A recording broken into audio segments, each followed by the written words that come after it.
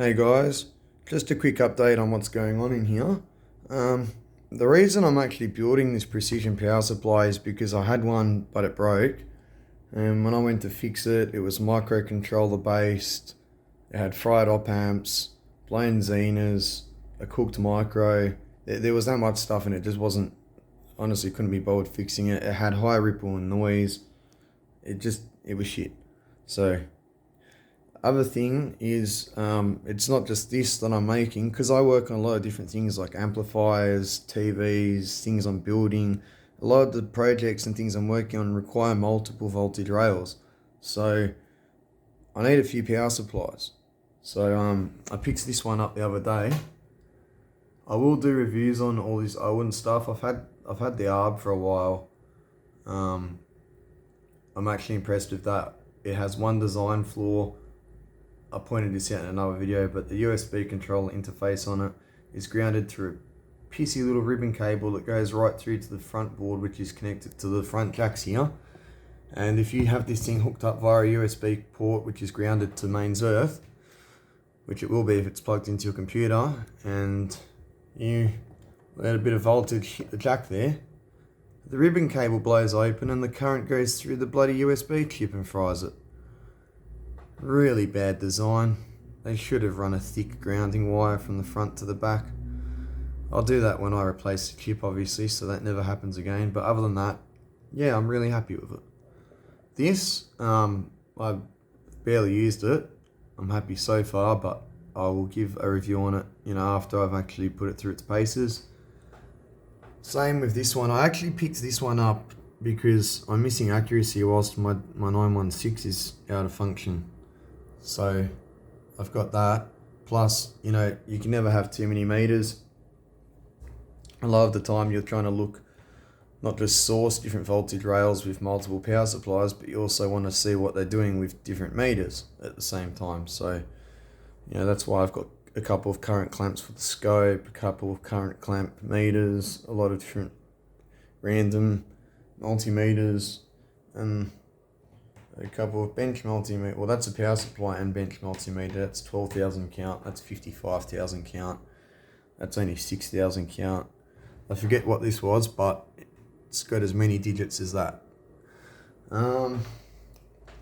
Anyway, as I was saying, this isn't the only power supply. I've got this power supply that I'm working on, and then this old Motorola power supply is going to have a panel meter for voltage concurrent and a constant current and constant voltage circuit put into it, and banana jacks on the front. So that'll be another power supply. And then I've got this switch mode power supply that I beefed up years ago. I'm going to do some more work to it and add some current regulation, voltage regulation, panel meters, and put that in a box too. That'll be another power supply. So 1, 2, 3, 4, and then I'm probably just going to order a dual tracking series, whatever you want to call it, supply. 2 supplies in one, where you can put the outputs in series. They come in really handy when you're working on amplifiers, which I do a lot and build. That's a big hobby of mine, so I'll be ordering one of those too soon. Maybe just a TTI unit or something, I don't know. I haven't really looked into that yet, but I thought I'd just explain what's going on with all the supplies. Basically trying to get more meters and more supplies so I can measure and supply more rails, because I've been doing dodgy crap over the years, and as I'm starting to work on higher precision stuff, I need more precision, more digits, more rails, more precision on my rails. So yeah, that's the method. What do you call it? Method to my madness for why this is happening. Also, I've got a whole load of surface mount components here that I am sorting and categorizing. And the other day I posted a video on my component collection, and I showed you a little bit of the SMD that was organized, but the rest of it wasn't. So what I'm doing right now is I'm actually organizing all the SMD stuff. I've got another box here to go and a few empty compartments in some of these boxes. And these components here still just got to go through and sort out. When I've done that, I might upload a quick video on it.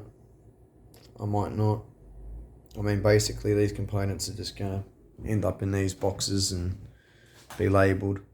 Like I said, I'm not too much into surface mount. I just carry what I have to. And, you know, as I slowly collect stuff that's useful, I'll put that aside too. But, yeah. I mainly wanted to make this video just to explain what's going on with building all these power supplies and all these meters for people who are curious as to why that's happening. Alright. See you soon, guys.